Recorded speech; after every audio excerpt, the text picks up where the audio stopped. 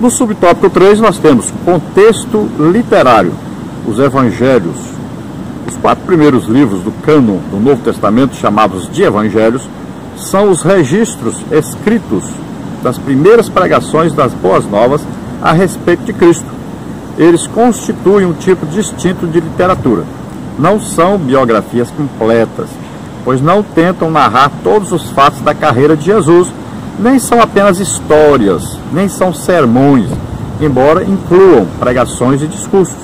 Também não são apenas relatos de notícias. Os 3 primeiros evangelhos, Mateus, Marcos e Lucas, são chamados sinóticos, termo que vem do grego sinópticos, que significa ver junto, ver da mesma perspectiva, vistos de um ponto de vista comum. Os sinóticos apresentam a vida, os ensinamentos e a significação de Jesus do mesmo ponto de vista, em contraste com o Evangelho de João, o qual se limita quase inteiramente ao que Jesus disse e fez na área de Jerusalém.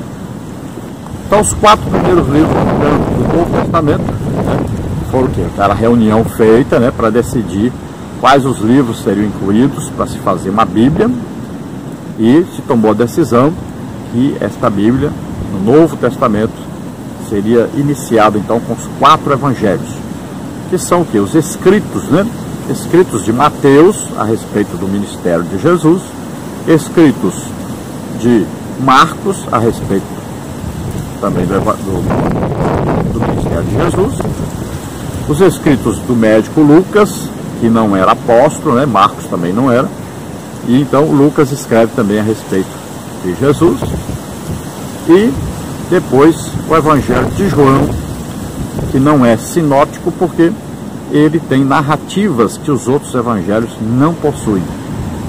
Então, o Evangelho de João também escrito a respeito do ministério de Jesus. Se nós olharmos a significação, o simbolismo dos evangelhos, nós vamos ver que Mateus, ele tem o símbolo aí de um leão, o rosto do leão, e o leão é o quê? O rei dos animais. Então aí, o Evangelho de Mateus vai falar de Jesus como rei. Então Mateus quer provar sempre que Jesus é descendente do rei Davi, vai provar a realeza de Jesus, porque ele espera o reino governado pelo próprio Jesus, o que vai acontecer no milênio.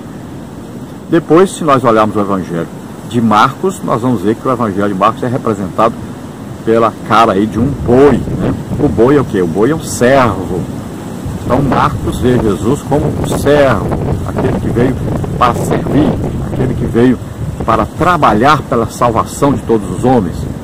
Vê Jesus como humilde, E nós podemos ver aí no Evangelho de Lucas, representado pela cara de um homem, procura mostrar Jesus como homem, descendente do rei Davi, mas filho de Maria. Tanto é que Lucas escreve sobre a infância de Jesus, o nascimento de Jesus, mais detalhadamente.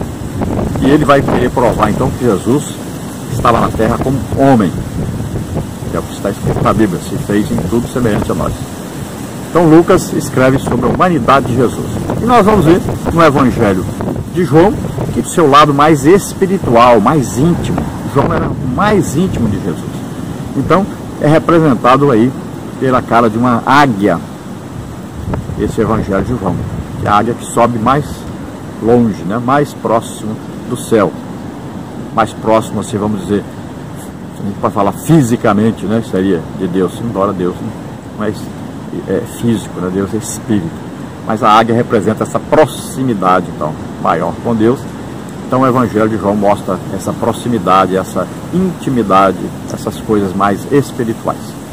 Os evangelhos chamados sinóticos, ou evangelhos que falam muito da mesma coisa, com palavras diferentes, que se completam, então são chamados aí sinóticos, parecidos, Então evangelhos que têm assim a mesma perspectiva para explicar o ministério de Jesus. Então combinam mais coisas também, entre si.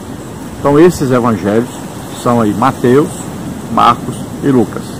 Então nós vamos ver que nos sinóticos fala do ministério de Jesus mais fora de Jerusalém, e no Evangelho de João fala de Jesus assim mais no ministério dentro de Jerusalém, da cidade de Jerusalém e arredores ali pertinho.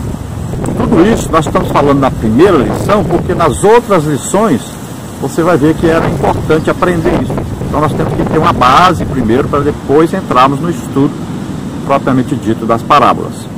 No tópico 3, como ler uma parábola?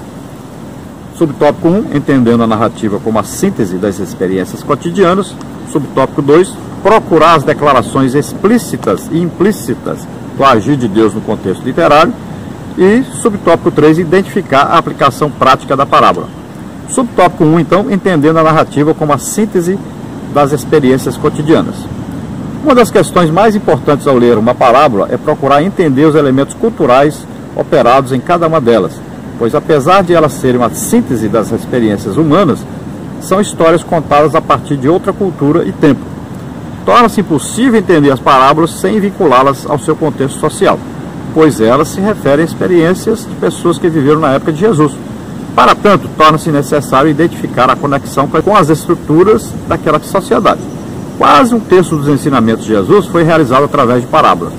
Ele contou parábolas sobre a natureza, como está em Mateus 13, 24 a 30, trabalho e salário, como está em Lucas 17, 7 a 10, e até sobre casamentos e festas, Mateus 25, de 1 a 13.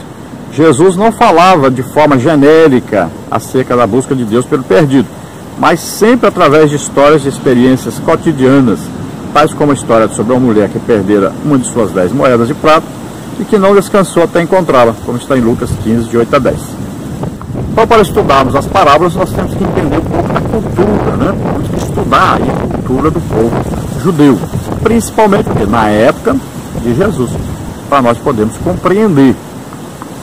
Então, os costumes, né? Tipo aí de roupa, de comida, né? Onde dormiam, que hora oravam, o que comiam, quais eram aí as experiências que eles tinham no seu viver diário, quais eram ali os escritores preferidos, né? O que eles liam, o que eles sabiam mais ali que está acontecendo ao seu redor. Naquele tempo não tinha tecnologia.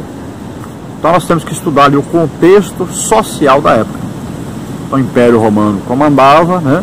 Havia ali a parte eclesiástica, os sacerdotes, e haviam os ricos, muitos comerciantes, e haviam os pobres e muito pobres.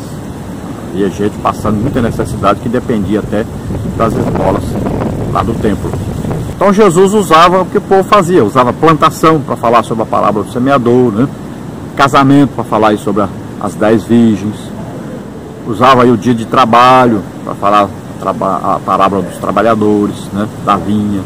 Então tudo isso Jesus ia usando para trazer as parábolas e assim trazer um ensino de maneira que o povo entendesse a pregação de Jesus, porque a parábola faz o quê? Ela atrai a pessoa para Deus, para que a pessoa aceite o Evangelho. É assim que as parábolas são feitas para isso, para atrair a atenção para Deus. Subtópico 2, procurar as declarações explícitas e implícitas do agir de Deus no contexto literário. Tendo a parábola o objetivo de transmitir uma mensagem, e no caso específico, tal comunicação procede de Deus, é imperioso que o leitor procure as declarações explícitas e implícitas do agir de Deus em tal contexto literário. Somente após esse exercício é possível pensar na aplicação da parábola, Mateus 15, 15 e 16. Então existem coisas explícitas, ou seja, você ouviu, rapidinho entendeu. E existem as coisas que estão implícitas, que estão dentro do texto, né? Que estão dentro daquela história, então, estão dentro da parábola que você tem que procurar entender. Então você vai ter que buscar. Os discípulos faziam o quê? Eles cercavam Jesus e diziam: o que é que o Senhor quis dizer com aquilo? Então Jesus, quando vai explicar para eles a parábola do semeador, ele diz o quê? A semente é a palavra de Deus. Olha aí, agora desvendou, né? Quando Jesus fala da semente sendo semeada, eles não entenderam. Pensaram apenas em quê? A cabeça deles e o quê? A agricultura, uma plantação. Mas não entenderam o sentido, o que Jesus estava querendo dizer. Mas quando eles perguntam para Jesus, que Jesus disse: olha, a semente é a palavra de Deus, pronto, agora vai dar para entender, né? Então as coisas são assim, as parábolas são assim, você precisa procurar entender, tem que buscar, querer, desejar, senão não vai conseguir entender. O objetivo da parábola está lá, dentro da parábola. O objetivo de Jesus era mostrar os vários tipos, né, de pessoas que ouvem o Evangelho. Então, tem os que tanto faz, tem os que até gostam, mas não guardam, tem aqueles que guardam e depois as coisas do mundo da vida sufocam, e tem aqueles que aceitam realmente. Uns produzem muito, outros produzem pouco, mas é a boa terra, né? Aceitar a boa semente, aqueles que aceitam a boa semente, que é a palavra de Deus.